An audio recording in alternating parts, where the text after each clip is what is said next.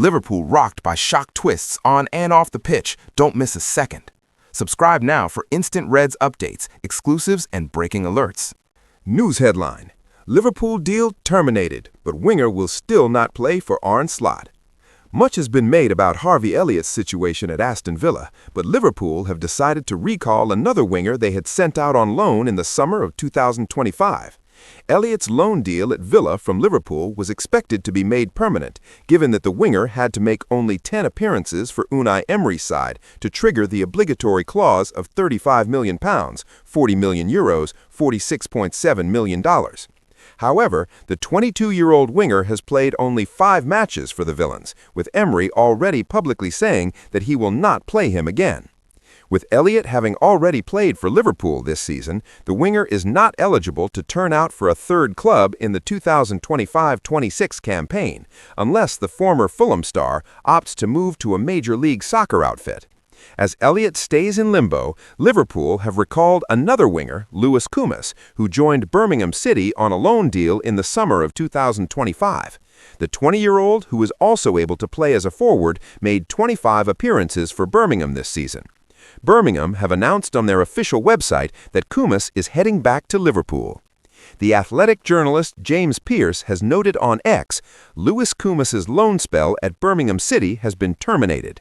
Back at Liverpool and likely to be loaned out again for rest of the season, other championship clubs keen. Kumas, though, is unlikely to be part of Liverpool manager Arne Slot's first-team squad for the rest of the season. That is because Hull City are aiming to sign the youngster on loan for the second half of the season. The Liverpool Echo journalist Ian Doyle has noted on X, before Birmingham confirmed the loan termination, Championship side Hull City have emerged as strong contenders to sign LFC attacker Lewis Kumas for the rest of the season, should his loan spell at Birmingham City be ended early. Kostas Tsimikas set for Liverpool return. Like Kumas, the loan deal of Kostas Tsimikas could also be cancelled before the winter transfer window closes. Tsimikas has failed to establish himself in the AS Roma starting lineup since joining the Italian club on loan from Liverpool in the summer of 2025. AS Roma sporting director Ricky Massara has revealed in the Italian media that the Serie A outfit are in talks with Liverpool over the Greece international left back going back to the Merseyside club. Corriere dello Sport quotes Massara as saying, "It's true, there is a discussion with Liverpool. We'll see how the solution evolves in the coming days." Our transfer insider, Graham Bailey, has reported that Fulham are keen on Tsimikas, although any transfer will have to wait until the summer of 2026. Latest Liverpool news: Steven Gerrard return, Florian Wirtz revelations. Meanwhile, sources have told our transfer correspondent Fraser Fletcher that Steven Gerrard is ready to return to Liverpool in a managerial role and replace Arne Slot at Anfield. A German source has revealed what Florian Wirtz has told his father about the future of Arne Slot as Liverpool manager, with the German international attacking midfielder also sharing his thoughts on working with Xabi Alonso again, this time at the Merseyside club. And finally, a report has disclosed how Andy Robertson feels after Liverpool blocked his move to Tottenham in the January transfer window. News headline: Triple Liverpool signing to kickstart Xabi Alonso reign as contact made amid Arne Slot sack heat. Xabi Alonso will be the center of attention in the race to replace Arne Slot if Liverpool sack their head coach, and there could be some high-profile transfer consequences if he lands the job. Liverpool have already initiated contact with Alonso, Team Talk's Fraser Fletcher revealed on Monday morning. Their former midfielder is out of work after parting ways with Real Madrid earlier this month, but retains a strong reputation as a coach for his prior work with Bayer Leverkusen. The pressure on Slot is rising after Liverpool's loss to Bournemouth on Saturday served as the latest setback in their faltering title defense. Odds are shortening rapidly on Slot being the next manager to be sacked in the Premier League, with Alonso a prime candidate to replace him, after previously being in the frame to succeed Jurgen Klopp himself. However, it could well be the case that Alonso only starts work in the summer, implementing his tactics over a full pre-season, while Liverpool get to work on transfers behind the scenes.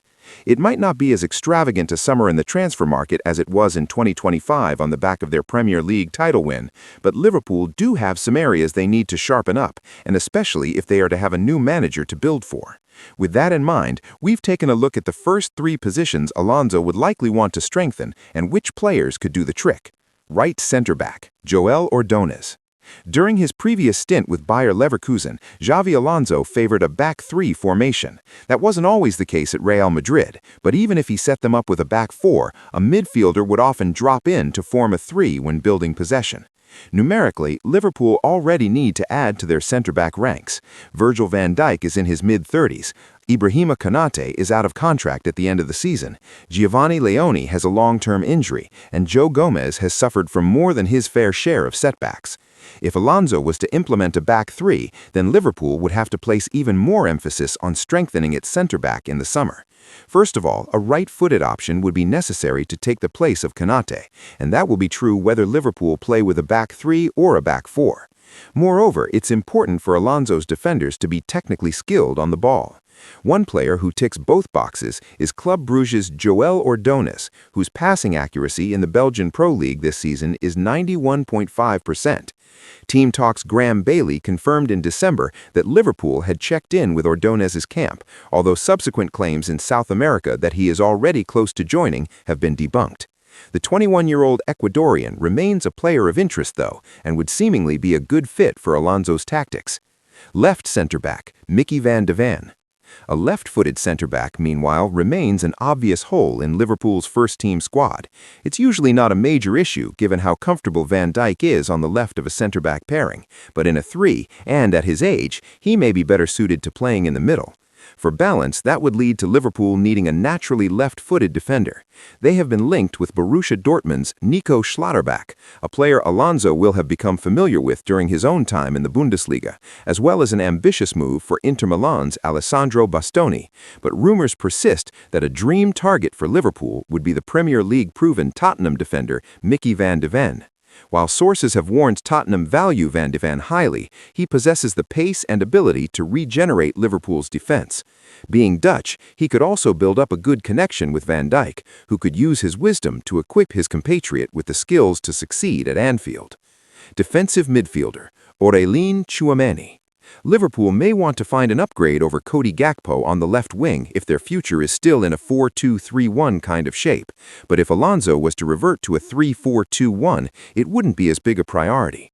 Florian Wirtz has already thrived under Alonso as a central attacking midfielder, while Dominic Szoboszlai has been one of Liverpool's best players this season and could play in that kind of role, as could Mohamed Salah. Instead, Liverpool may look to strengthen in Alonso's own former role of holding midfield, which was somewhere they wanted to add Martin Zubamendi in 2024. Coincidentally, Zubamendi used to play for Alonso at Real Sociedad. He has since joined Arsenal, but many at Real Madrid regret that they were unable to reunite him with his old boss. With Zubamendi off the menu, another midfielder Liverpool could revisit historic interest in is Madrid's Aurélien Tchouameni. It must be stressed that recent claims Liverpool are ready to bid heavily for Tchouameni haven't come from strong sources, but there was a mutual respect between the Frenchman and Alonso during their time working together in the Spanish capital, which could aid any faint hopes Liverpool have of getting their man. Tchouameni has the traits to be able to drop into defense and help his side build possession, so there's no wonder he was rated by Alonso. The question is how far Liverpool's budget would stretch in the summer and how many major signings are realistic, whether Alonso becomes their next head coach or not. News headline: Luis Suarez issues family message involving Liverpool after latest milestone. Former Liverpool star Luis Suarez celebrated his 39th birthday over the weekend, and there was a nod to the Merseyside club as he celebrated with his family. There was a soccer theme to former Liverpool star Luis Suarez's birthday cake as he celebrated his birthday with his family over the weekend. The former Liverpool star turned 39 on Saturday, and he shared a snap of his family next to a huge birthday cake, which featured the Liverpool crest as well as the crests of all the clubs he has played for during his career. Suarez has 3 children, Delfina, Benjamin, and Lauti. Benjamin was born while Suarez was playing for Liverpool, and the cake also featured a picture of Suarez walking out with Benjamin at Anfield. Celebrating with family and a moment to thank everyone who sent me birthday greetings, Suarez wrote alongside the family snap on social media. Thank you for every message, photo, design, video, and memory. Suarez's professional career will continue for at least another season after he signed a one-year contract extension with Inter Miami to keep him at the club for the 2026 MLS season. The Uruguayan, who retired from international soccer in 2024, spent 3 seasons at Liverpool between 2011 and 2014 before departing for Barcelona. Suarez produced one of the greatest individual seasons in Premier League history during his final campaign with the Reds, scoring 31 times in 33 games and almost dragging the Reds to title glory in 2013-14. After Liverpool agonizingly missed out on the league to City, Suarez embarked on a 6-year Barcelona career which saw him score 198 goals in 283 games. Suarez reflected on the differences between his spells at Liverpool and Barcelona during an interview last year, saying that he became a more rounded team player in Catalonia after an exciting stint on Merseyside that was largely defined by moments of individual brilliance. "At Liverpool, I was a beast," Suarez told Spanish outlet Sport in 2025. "Everything went in. I relied on instinct. At Barca, I had to learn a 10-by-10 game, one touch and tight spaces. In Barcelona, wherever you looked, you had to make the right pass. That made me a much better player. It made me evolve so much." Jamie Carragher U-turns on Liverpool sacking Arne Slot won't have a leg to stand on. Jamie Carragher believes Arne Slot will be sacked if Liverpool fail to qualify for the Champions League this season. The former Reds defender believes Slot's side are ill-equipped for Premier League football this season, despite their title win last term. Liverpool recorded historically bad form earlier this season, and defeat to Bournemouth at the weekend saw the end of an unbeaten run that had seen some recovery. The Reds sit 6th in the division, below Chelsea in 5th, and a rejuvenated Manchester United in 4th position. Carragher does not believe Slot should be judged too harshly for not challenging for the title this season, but dropping out of Europe's biggest competition could prove to be a red line for the Dutchman. The Sky Sports pundit is not convinced Liverpool will be successful in that endeavor. "If I think of the big 3 things that would stand out for me in the Premier League that you're coming up against, it's set pieces and long throws. It's counterattacking football, for and against, both set pieces and counterattacking. If you're a top team like Liverpool coming up against low blocks, as Arne Slot likes to say, Liverpool can't cope with any of them," said Carragher on Monday Night Football. "We're seeing a team not suited to the Premier League, but when we see them in Europe, are set pieces and long throws as important? No. Is counterattacking as important? Counterattacking is always important, but not as much in Europe, and nobody is just sitting there in a low block. So this suits Liverpool. They can beat Real Madrid, they can go away to Inter Milan and win, go away to Marseille and win, and they'll finish in the top 8 and be in the knockout round. Liverpool, I think, as a club and support, can accept a collective responsibility around we're not going to win the league this year and we're not going to challenge. Not good enough, but we accept it. Once you start seeing what Manchester United have done the last couple of weeks, once you see Chelsea, once you start seeing where Liverpool could actually finish outside the Champions League positions, because I really fear for them. I don't think this team is equipped for Premier League football. Once you start fearing Champions League qualification for next season, that's when I feel we've got a different proposition when we're talking about the manager's job. That, for me, is completely different. Not winning the league or challenging for the league, that is a collective responsibility, and Liverpool don't win the league every year.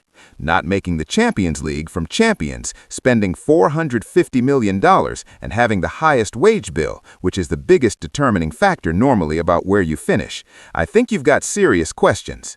Dave Jones then asked, Champions League or bust for Slot? In terms of qualifying, yeah, came the reply. I think some of the criticism he's had and disrespect from Liverpool supporters that I see and know is far too much considering he won the league last season. But if you don't qualify for the Champions League having won the league and spent as much as Liverpool do, I don't think you've got a leg to stand on. News headline: Alan Shearer does not hold back with Liverpool verdict after 4 players criticized. Alan Shearer delivered a scathing criticism of Liverpool's defending after the Reds' 3-2 defeat to Bournemouth ended the team's 13-match unbeaten run on Saturday. Alan Shearer has delivered a withering verdict on Liverpool's defensive display against Bournemouth. The Reds witnessed their 13-match unbeaten streak come to a halt against the Cherries on Saturday. Liverpool rallied from a 2-goal deficit at the Vitality Stadium only for Amin Adli to net the decisive strike with practically the final touch of the match. Nevertheless, the Reds were the masters of their own misfortune, as some woeful defending permitted Andoni Iraola's outfit to establish a commanding 2-0 advantage.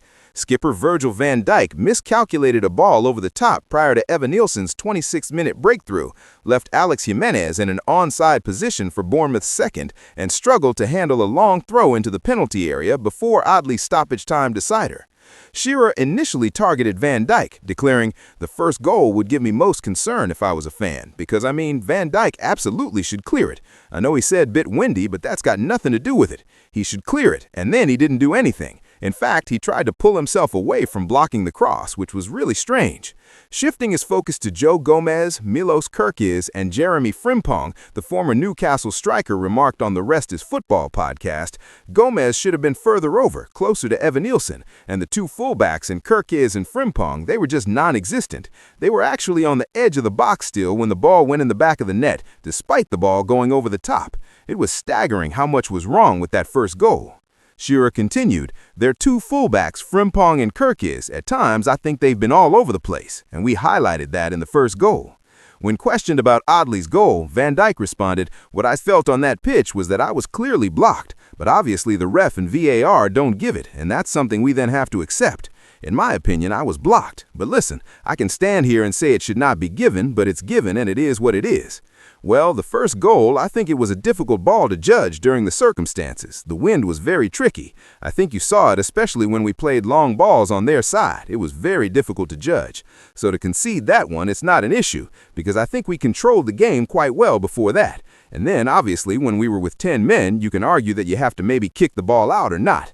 But to concede those 2 goals in a short period is obviously not good at all.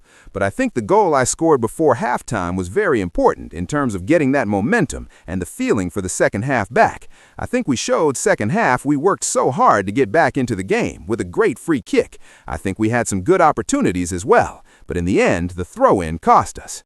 News headline: Gary Neville rejects Arne Slot claim after Liverpool manager reaches agreement with FSG. Sky Sports pundit Gary Neville has challenged Liverpool manager Arne Slot's claim that his side are experiencing a transitional campaign. The pressure is mounting on Slot as his squad continue to falter despite a remarkable $415 million outlay during the summer window. The Reds suffered a 3-2 injury time loss at Bournemouth on Saturday, bringing their 13-match unbeaten streak to an end and extending their winless Premier League stretch to 5 fixtures. Slot's side now occupies 6th spot in the top-flight standings and trail league leaders Arsenal by 14 points after 23 matches. Liverpool's difficulties this term mark a dramatic departure from their largely dominant league performance last season, when Slot's side won the title by 10 points. Many anticipated the Reds would build upon their 20th English top-flight crown and establish dominance. However, Slot stated last week that he, the club's owners, Fenway Sports Group, and sporting director Richard Hughes all agree that this season represents a transition phase at Anfield. The Dutchman has appealed for greater patience as scrutiny intensifies. He said, "You cannot play attacking football with the ball possession we have, and sometimes it is a disadvantage for us that we have that much possession, because people expect more from the possession you have. But if you want to have more ball possession, the moment you don't have it, you have to press really high, because the moment you go into a low block, you don't have possession. So everyone at the club, me, ownership, sporting directors, and we know what it takes to make the next step in this transition phase. But sometimes a little bit of patience is needed in that as well." However, Neville has taken issue with Slot's perspective. Speaking on Sunday's Gary Neville podcast, the former England defender maintains there can be no discussion of a rebuilding campaign on Merseyside following such massive expenditure on fresh talent. The 50-year-old said, "I watched the Liverpool game, and I always think when you win a league title that you have a lot of credit in the bank, and it takes a lot to erode. It's a hard thing to do. Arne Slot won that title with that group of players last season. I've heard a couple of interviews in the past week from Liverpool people, including the manager, and it was always going to be a transition season. Forget that. I'm not listening to that. £450 million spent in the summer on all those players was the season you were going to win back-to-back titles. Let's not rewrite history on what everyone was saying in the summer, including non-Liverpool people.